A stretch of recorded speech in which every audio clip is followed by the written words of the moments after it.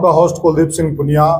साथियों, विधानसभा के चुनाव नजदीक लग रहे हैं और जैसे जैसे समय नजदीक लग रहा है, गतिविधियां जो भावी प्रत्याशी हैं, जो टिकट की चाह रख रहे हैं, जिन्होंने चुनाव लड़ना है और वो जिस भी एरिया से आते हैं, उन्होंने अपने एरिया के अंदर अपनी एक्टिविटी बढ़ा दी है। और आज हम ऐसे ही एक भावी प्रत्याशी की बात करने जा रहे हैं, जिन्होंने लास्ट समय में बहुत लंबी चौड़ी भूमिका अदा की है अपने क्षेत्र के अंदर, सुरजीत नागर एडवोकेट। और उनके बारे में विस्तार से बताएंगे हमें राजनीतिक विश्लेषक और वरिष्ठ पत्रकार इंद्रपाल चाहर जी। इंद्रपाल जी, आपका स्वागत है। धन्यवाद कुलदीप भाई। इंद्रपाल जी, जो एडवोकेट सुरजीत नागर हैं, यह सुनने में यह आता कि पंचग्रामी पापड़ा खाप से आते हैं और बड़े मजबूत माने जाते हैं, तो क्या लगता है आप, ये कितने मजबूत हैं? कुलदीप भाई, उकलाना विधानसभा क्षेत्र से जितने भी टिकटार्थी हैं जी, अपने अपने स्तर पर पूरी तैयारी कर रहे हैं, पूरी गोटियां फिट करने में लगे हुए हैं जी। और आपने भी देखा होगा कि हरियाणा का जो जेटलैंड का क्षेत्र है, उसमें खापों का विशेष महत्व है जी। कई विधानसभा क्षेत्र ऐसे हैं जिनमें खापे बहुत महत्वपूर्ण निर्णय निभाती हैं। कई बार खापों के दबाव में मतलब नेताओं ने भी टिकट दी है। तो इसी बात को ध्यान में रखते हुए और अपनी तैयारी को ध्यान में रखते हुए एडवोकेट सुरजीत नागर खैरी ने पिछले 3-4 दिन पहले जो उकलाना विधानसभा क्षेत्र की एक महत्वपूर्ण खाप है पावड़ा पंचग्रामी, उसको इकट्ठा किया था। पावड़ा पंचग्रामी के जो गणमान्य व्यक्ति थे उनको इकट्ठा करके और अपना एक पक्ष रखा था कि मेरी चाहत है कि मैं उकलाना विधानसभा क्षेत्र से चुनाव लड़ूं और इसके लिए मुझे जो खाप के लोग हैं, खाप के मतदाता हैं, उनकी जरूरत पड़ेगी। तो काफी मंथन हुआ, कई घंटे मतलब बैठक चली और इन्होंने उसमें अपना पक्ष रखा। जब इन्होंने पक्ष रखा और लोगों ने अपने विचार रखे, तो बताते हैं कि वहां जो बात उभर कर आई है, जो पंचग्रामी पावड़ा खाप के लोग थे, उन्होंने ये कहा कि आप तैयारी करें, अपने स्तर पर लगे रहें। जहां तक टिकट की बात है, अगर आपको टिकट लेके आनी है, आप शुरू में अपने लेवल पे तैयारी करें। जहां हमारी जरूरत होगी, जितने लोगों को साथ ले जाने की जरूरत होगी, उससे ज्यादा लोग आपके साथ जाएंगे। पहल आपको करनी है। अगर आप टिकट ले आए तो पावड़ा पंचग्रामी तन मन धन से आपके साथ है। तो एक बहुत बड़ी बात उन्होंने कही। तो साथियों, बीच में हम आपसे एक रिक्वेस्ट कर रहे हैं, आपसे हमारा नम्र निवेदन है, ये गर्मी में जो पसीने में हम तरबतर हैं दोनों के दोनों, आप लोगों के लिए मेहनत कर रहे हैं, आप लोगों के प्यार के लिए मेहनत कर रहे हैं। कृपया करके वीडियो को ज्यादा से ज्यादा शेयर करें, हमारा हौसला बढ़ाएं। और जहां इंद्रपाल जी खापों की बात कर रहे हैं, इंद्रपाल जी, क्योंकि हमने पीछे भी देखा इतिहास के अंदर, जी खापें जब भी तन मन धन से किसी के पीछे लग जाती हैं, तो खापों ने बहुत बड़ी भूमिका अदा की है। बिल्कुल। और पासे पलट के रख दिए हैं। बिल्कुल। तो ये खाप इकट्ठी करने का एक यही आधार मान सकते हैं हम। ये कुलदीप भाई देखे, अगर खाप इकट्ठी होके और किसी प्रत्याशी को या जो आगे तैयारी कर रहा है उसको अगर आश्वासन देती हैं खापें, बिल्कुल, तो एक तो उसका हौसला बढ़ता है। हाँ जी, हाँ। और उसका जो मैसेज है वो नेताओं तक भी जाता है कि जो खाप ने इसका समर्थन किया है, सहयोग करने की मतलब घोषणा की है, यानी कि तो नेताओं को जाता है और वजन बन जाता है। अगर पावड़ा पंचग्रामी खाप की बात करें तो इसके बारे में तो बहुत मशहूर है, क्योंकि पावड़ा पंचग्रामी में जो भी नेता उभर के आया है उसने हमेशा तहलका मचाया। बाद में उसका चाहे रिजल्ट कुछ चुनाव के बाद अलग रहा हो, लेकिन जो शुरुआत हुई है बड़ी अच्छी हुई और बड़ी अच्छी नहीं, तहलका मचाया। बात करते हैं फरीदपुर निवासी मनफूल सिंह से। मनफूल सिंह ने टुहाना विधानसभा क्षेत्र से सूरजमल खांडा को जिससे में हराया था, तो पूरे हिसार जिले के साथ साथ हरियाणा में तहलका मच गया था। क्योंकि उस समय उस दौर जो बनभोरी की साइड पंचग्रामी है वो आएगी या पावड़ा पंचग्रामी आएगी, इस एरिए को खांडा क्षेत्र के लोग थे वो एक किस्म से गधा खाड़ के नाम से पुकारते थे। और इस क्षेत्र के जो नेता थे उस समय सोच भी नहीं सकते थे जीत की। तो जब मनफूल सिंह ने सूरजमल खांडा को हराया तो पूरे क्षेत्र में एक प्रकार से तहलका मच गया था। इसके बाद बात आती है 1991 की। 1989 में जब चौधरी देवलाल देश के उप प्रधानमंत्री बने और उसके बाद जब 1991 में हरियाणा प्रदेश में विधानसभा के चुनाव हुए जी, तो चौधरी देवीलाल ने गिरहा विधानसभा क्षेत्र को चुना जी, और उनका मुकाबला करने के लिए कांग्रेस पार्टी ने एक युवा चेहरा जो उस समय प्रोफेसर थे फरीदपुर निवासी जी, तो उसको मैदान में उतारा। और जब रिजल्ट आया गिरहा विधानसभा क्षेत्र का तो उसमें भी तहलका मच गया, क्योंकि प्रोफेसर छत्रपाल ने चौधरी देवीलाल को हराकर पूरे हरियाणा ही नहीं पूरे देश में तहलका मचा दिया था। और इसकी जो बीबीसी एक बहुत मुख्य रेडियो स्टेशन होता था उस समय, तो बीबीसी ने भी इस चुनाव रिजल्ट को बहुत ही प्रमुखता से प्रसारित उस समय किया था। साथियों, जैसा कि इंद्रपाल जी बता रहे हैं कि दो बड़े चुनाव इन्होंने बताए, उस वक्त चौधरी सूरजमल सिंह खांडा जी बहुत बड़े नेता थे, शायद शाही खांडा बोलते थे इंद्रपाल जी, बिल्कुल शाही खांडा बोला जाता था, खांडा शाही, और शायद 4 या 5 विधायक भी अब तक बने हैं खांडा के अंदर। खांडा एक बहुत मजबूत गांव था, तो उस मजबूत छत्रप को चौधरी मनफूल सिंह ने हराया पंचग्रामी पाबड़ा खाप के। उसके बाद चौधरी देवीलाल का विश्व के अंदर रुका था उस वक्त, क्योंकि उनके चुनाव की चर्चाएं बीबीसी पे होती थी, बीबीसी लंदन पे भी उनका नाम चलता था। इतने बड़े नेता को और प्रोफेसर छत्रपाल ने हराया। तो हमेशा जब भी पंचग्रामी पाबड़ा संगठित हुई है तो इसने इतिहास रचने का काम किया है। बिल्कुल मैं ठीक कह रहा हूँ? बिल्कुल बिल्कुल 100%। तो इस बार जो खाप का एक वजूद है, बड़ा वजूद है जी, तो खाप का जो वजूद है, इस बार खाप क्या निर्णय ले रही है? देखिए कुलदीप भाई, निर्णय तो खाप ने लिया कि काम है आगे लगने का आपका। अगर आप खाप में अकेले टिकट लाते हैं एक पार्टी की जी, ये कुमारी शैलजा के माध्यम से कांग्रेस पार्टी के लिए तैयारी कर रहे हैं, तो खाप ने कहा कि अगर आपकी अकेले की टिकट है पावड़ा पंचग्रामी में जी, तो पंचग्रामी तन मन धन से आपके साथ है। लेकिन साथ में ये भी हो सकता है कि शायद आज जैसे इनेलो का और जेजेपी का इतना वजूद नहीं है, या बलराज कुंडू भी ट्राई में है बिल्कुल उकलाना से अपना प्रत्याशी उतारने के। बिल्कुल अगर दूसरी पार्टी का भी कोई प्रत्याशी आता है तो वो निर्णय फिर आपने करना है कि जो अगर और आ गया तो उसमें से मजबूत कौन है। तो अगर एक प्रत्याशी रहता है तो उस मामले में पावड़ा पंचग्रामी तन मन धन से अपने प्रत्याशी का पूरी तरह से सहयोग करेगी। और कुलदीप भाई, अगर उकलाना विधानसभा क्षेत्र में की बात करें, 2009 में नए परिसीमन के तहत ये बना था, तो उसमें प्रत्येक विधानसभा क्षेत्र का जातिगत आंकड़ों में अपना अपना महत्व रहा है। बिल्कुल अगर उकलाना विधानसभा क्षेत्र की बात करें तो उकलाना विधानसभा क्षेत्र में धानक बिरादरी पर जी पार्टियां विशेष तौर से ध्यान रखती हैं, मेहरबान रही हैं, क्योंकि 2 बार अनूप धानक विधायक बने हैं उकलाना से, एक बार इनेलो की टिकट पर, एक बार जेजेपी की टिकट पर। बिल्कुल और जब जेजेपी की टिकट पर जीते तो उनको मंत्री भी बनाया गया। बिल्कुल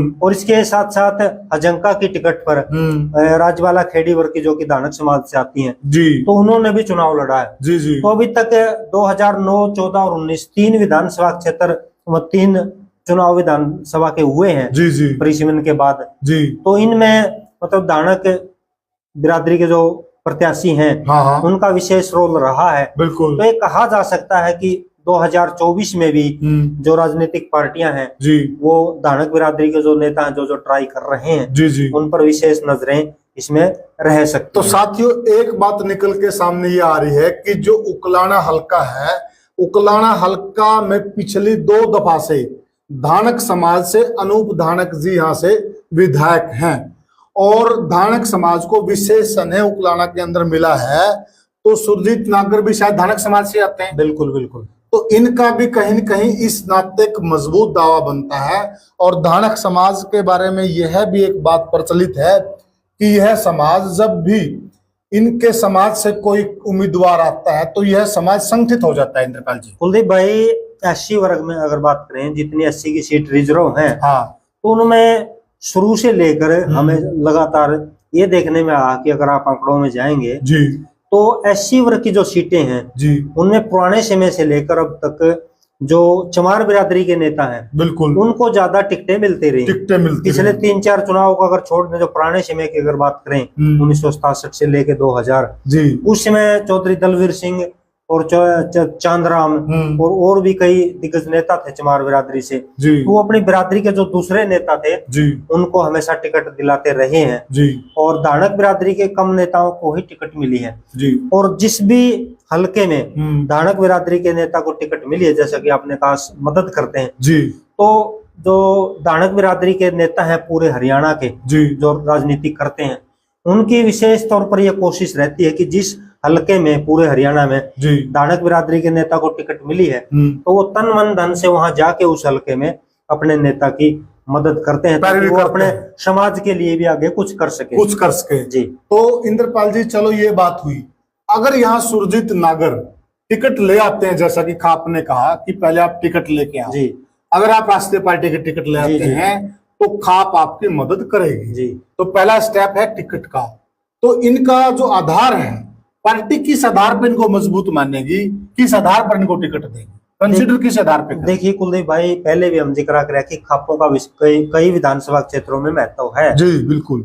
और उकलाना विधानसभा क्षेत्र में भी जब 2009 में नरेश सेलवाल को टिकट मिली तो बताते हैं कि जो बिठमड़ा और सूरेवाड़ा इनकी जो खाप है जी, इसके जो मौजूद व्यक्ति थे जी, वो कुमारी शैलजा से मिले थे और उन्होंने आश्वासन दिया था, उसी के आधार पर शायद उसको टिकट दी गई। तो अब भी अगर जैसा कि उसमें निर्णय लिया गया है पंचायत में, अगर वास्तव में पंचायत तन मन धन से अपनी मतलब नेता का मतलब सहयोग करती है जी, जी, और टिकट के लिए बड़े नेताओं के पास जाकर अनुरोध करती है कि आप पावड़ा पंचग्रामी को टिकट दें जी, तो फिर वो बात खाप पर आ जाएगी। और खाप पर जब बात आ जाती है तो फिर नेताओं को भी सोचना पड़ता है। तो एक तो ये आधार है कि जो नेता है वो खाप को इग्नोर नहीं करते। दूसरा जो इनका खुद का है, सुरजीत नागर का जी, उच्च शिक्षित है जी, कानूनविद हैं और काफी समय से समाज में रह रहे हैं जी। पीछे भी इन्होंने मतलब चुनाव में अपनी सक्रियता दिखाई है और सरकारी वकील हैं, चंडीगढ़ बैठते हैं और इनके संपर्क में हैं। वो ज्यादातर जो केस देखते हैं वो शिक्षकों के देखते हैं जी, मतलब सरकारी कर्मचारी शिक्षक भी और इसके साथ साथ अगर प्राइवेट टीचरों की बात करें, जो प्राइवेट स्कूल है उनके भी केस चले जाते हैं। अच्छा। और प्राइवेट जो अध्यापक हैं जी और सरकारी टीचर अध्यापक हैं जी, उनका भी समाज में अपना एक रोल होता है जी, क्योंकि वो समाज से जुड़े हुए होते हैं बिल्कुल, और ये इस माध्यम से उनसे जुड़े हुए हैं जी। तो एक तो ये आधार इनका बनता है जी। दूसरा जो दानक बिरादरी के मतदाता है वो भी मतलब तीसरे चौथे नंबर पर आते हैं, मतलब उकलाना विधानसभा क्षेत्र में संख्या बल के हिसाब से 2,16,000 में से लगभग 1,03,000 मतदाता जाट बिरादरी के हैं जी। इसके बाद फिर चमार जी, ओड, धानक, वाल्मीकि, लगभग ये 3-4 बिरादरी हैं, लगभग बराबर। तो उस हिसाब से भी दानक बिरादरी का जो पोस्ट है वो ठीक बैठता है। जहां तक फिर इनके गांव की बात है, खैरी की, खैरी में भी अगर सहयोग करें तो दानकों के वोट लगभग 4,000 में से 5वां-6वां ऐसा दानक बिरादरी का, ज्यादातर दानक है, तो वो भी एक बिरादरी का इनको समर्थन मिलेगा। अच्छा। इसके बाद पीछे भी हम जब ईश्वर सिंह का वर्णन किया था उकलाना विधानसभा क्षेत्र में, मास्टर ईश्वर खेदड़ का, उनका क्या आधार बनता है जी। इसी प्रकार अगर हम पावड़ा पंचग्रामी की बात करें तो 5 गांव आते हैं और 5 जो प्रत्याशी माना जाएगा पंचग्रामी में वो फिर पंचग्रामी का माना जाएगा। पंचग्रामी तो 5 गांव के आसपास के जो गवांड हैं, आसपास के जो गांव हैं वो काफी बैठ जाते हैं, क्योंकि पावड़ा पंचग्रामी लगभग मध्य में आ जाती है, उसके चुगरदा गवांड लगते हैं। तो पावड़ा पंचग्रामी और उसके आसपास के गांव में मतदाताओं की अगर हम बात करें और 2024 में जो लोकसभा का चुनाव था जी, उसमें किस पार्टी को कितने मत मिले और किसको लीड मिली जी, क्योंकि सुरजीत नागर कांग्रेस की टिकट की ट्राई कर रहे हैं, तो लगभग आसपास के जितने गांव हैं जी, तो सभी गांव में शायद ऐसा कोई भी गांव नहीं होगा जी जहां कांग्रेस प्रत्याशी जयप्रकाश ने लीड नहीं प्राप्त की हो। बिल्कुल। अगर पावड़ा की ही बात करें तो बड़ा गांव है, 8,000 के आसपास मतदाता हैं जी, और 2024 के लोकसभा चुनाव में कांग्रेस प्रत्याशी जयप्रकाश को 3472 मत यहाँ मिले थे जी जी, भाजपा को 575 मिले थे जी, और 1897 की बहुत बड़ी लीड कांग्रेस प्रत्याशी जयप्रकाश ने पावड़ा से ली थी। किनाला की बात करें तो 3961 मतदाता है, जयप्रकाश को 794 यहाँ मिले थे, भाजपा को 548 जी। जयप्रकाश ने यहाँ भी बहुत बड़ी लीड दी थी 1246 मतों की जी। खैरी भी बड़ा गांव है, 4,000 से ऊपर मतदाता हैं जी, जो इनका खुद का गांव है। बिल्कुल। 1751 मत जयप्रकाश को यहाँ मिले थे और भाजपा को 18-19 मिले थे। 932 मतों की लीड भी यहाँ कांग्रेस ने ली थी जी। फरीदपुर की बात करें तो लगभग 2500 के आसपास मतदाता हैं। 1156 कांग्रेस को मिले थे, 346 भाजपा को। बिल्कुल छोटा गांव होने के बावजूद भी 810 की लीड जयप्रकाश जेपी की यहाँ थी जी। अगर कंडोल की बात करें तो 1500 के लगभग मतदाता हैं। अच्छा। 657 कांग्रेस ने हाली थी, भाजपा केवल 272 पर सिमट गई थी जी। 385 की लीड जयप्रकाश ने यहाँ से ली थी जी। ये तो आ गए आपके जो पावड़ा पंचग्रामी है उसके गांव। बिल्कुल पावड़ा पंचग्रामी और खैरी के साथ लगता है चमारखेड़ा गांव। यह भी बड़ा गांव है, 4000 के आसपास मतदाता हैं जी। और 1535 जयप्रकाश ने यहाँ मत लिए थे, 635 भाजपा को मिले थे। यहाँ भी 900 की बड़ी लीड कांग्रेस ने यहाँ ली थी जी। अगर साहू की बात करें तो 2754 मतदाता है, 1818 कांग्रेस को मिले थे, 765 भाजपा को मिले थे। 53 मतों की लीड यहाँ कांग्रेस ने ली थी, लेकिन पहले ये संभावना थी कि बीजेपी लीड लेगी, लेकिन यहाँ कांग्रेस ले गई जी। बेरी अकबरपुर भी ऐसा गांव है, चमारखेड़ा और बेरी अकबरपुर ऐसे गांव हैं जिनमें 2009 से लेके 2019 तक कभी भी कांग्रेस नहीं जीती थी। लेकिन जो 2024 का लोकसभा चुनाव है यहाँ पर मतलब कांग्रेस ने यहाँ लीड ली, चमारखेड़ा में भी और बेरी अकबरपुर में भी। 3993 मतदाता हैं बेरी अकबरपुर में। 1616 मत जयप्रकाश को कांग्रेस प्रत्याशी को मिले, भाजपा को केवल 592 मिले। 1024 की लीड यहाँ जयप्रकाश को मिली। दौलतपुर इनेलो प्रत्याशी यहाँ का पैतृक गांव है जी। 1172 मत वो ले गई थी, लेकिन कांग्रेस को भी यहाँ अच्छे मत मिले थे, 851 मिले थे जी। कनौ की बात करें, कनौ भी पावड़ा के साथ लगता गुआंढ हो गया जी। तो बड़ा गांव है, 4685 मतदाता हैं। 1855 कांग्रेस को मिले थे, 975 भाजपा को। 780 की लीड भी यहाँ मतलब जयप्रकाश जेपी ने ली जी। किरमारा भी बहुत बड़ा गांव है जी। 4567 मतदाता है किरमारा में जी। 1753 कांग्रेस को मिले, 975 बीजेपी को मिले। 780 की लीड यहाँ पर जयप्रकाश जेपी ने ली जी। बालक भी बड़ा गांव है, 5700 मतदाता है, 1417 कांग्रेस को मिले, 1201 भाजपा को मिले। 216 से यहाँ पर कांग्रेस ने लीड ली जी। खेतड़ और इसरेडी भी पावड़ा के बिल्कुल नजदीक आ गए। 9084 मतदाता हैं, 3714 वोट कांग्रेस को मिले, 2244 भाजपा को। यहाँ भी बहुत बड़ी लीड 1470 की कांग्रेस को मिली जी। बैणी बादशाहपुर भी गुआंढ है जी। तो 2700 मतदाता है, 1173 कांग्रेस को मिले, 514 भाजपा को मिले। 656 की लीड यहाँ भी कांग्रेस ने ली जी। और नया गांव भी गुआंढ आ जाता है जी। 1900 मतदाता है, 655 कांग्रेस ने ली, 416 भाजपा ने।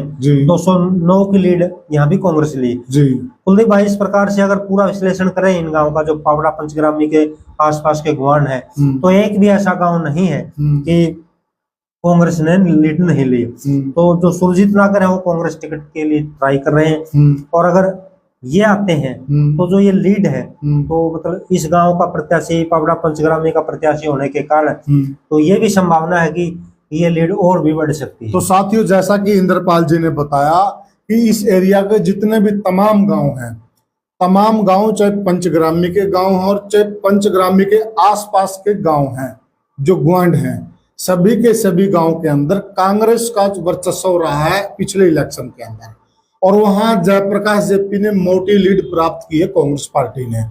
तो उस आधार पर अगर कांग्रेस पार्टी इनको टिकट देती है तो यह जो लीड यहाँ हम दर्शा रहे हैं, इस लीड से ज्यादा लीड आने की उम्मीद हम कर सकते हैं, क्योंकि फिर वो एक खाप भी साथ में जुड़ जाएगी और चुनाव अलग प्रकार का वो हो जाएगा। वह चुनाव हो जाएगा अपने बेटे को जिताने का चुनाव हो जाएगा, तो वहां पर इनको ज्यादा तवज्जो मिल सकती, ज्यादा वोट प्राप्त हो सकते हैं। तो उस आधार पर सुरजीत नागर जी का जो दावा है, खाप के आधार की अगर हम बात करें तो मजबूत आधार है उनका और दावा भी मजबूत बनता है। अब ये देखिए, ये तो कांग्रेस पार्टी जाने और वह अपनी पैरवी किस रूप में करते हैं, तो उस आधार पर उनको टिकट मिलनी है। देखिए इंद्रपाल जी ने जो एक आंकलन किया, आंकलन के आधार पर, आंकड़ों के आधार पर उनका मजबूत सिस्टम बनता है। तो साथियों, आज हमने चर्चा की सुरजीत नागर जी के बारे में। अगले वीडियो में हम चर्चा करेंगे किसी और भावी प्रत्याशी की। आप हमें ऐसे ही प्यार भेजते रहिए, आपका सपोर्ट हमारे लिए बहुमूल्य है।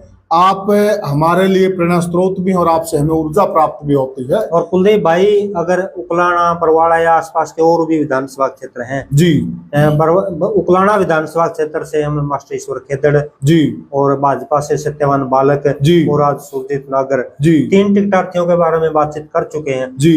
अगर इस वीडियो को और भी टिकटार्थी देखते हैं, किसी भी पार्टी का है, हाँ जी, बिल्कुल। अगर वो भी चाहते हैं कि हमारा भी मतलब अगर विश्लेषण किया जाए जी, तो वो कमेंट भी कर सकते हैं, मोबाइल पे भी संपर्क कर सकते हैं। और उकलाना बरवाड़ा के साथ साथ जैसे नारनुंद है जी, या टोहाना है, रतिया है जी, उचाना है, नरवाना है, कैथल किलैत है जी, मतलब खासकर जो आप कह सकते हैं मोटा मोटा हिसार बांगर का क्षेत्र, बांगर का जो क्षेत्र है, हिसार, जींद और किलैत के जो विधानसभा क्षेत्र हैं जिलों के, जी, हमारी कोशिश रहेगी कि इन 3 जिलों का पूरा विश्लेषण विधानसभा चुनाव तक हम करें। तो साथियों, हमें आप भी कमेंट सेक्शन में बताएं कि आपको क्या लगता है। आप हमें कमेंट सेक्शन में यह भी बताएं कि आपको लगता क्या कि कौन मजबूत है।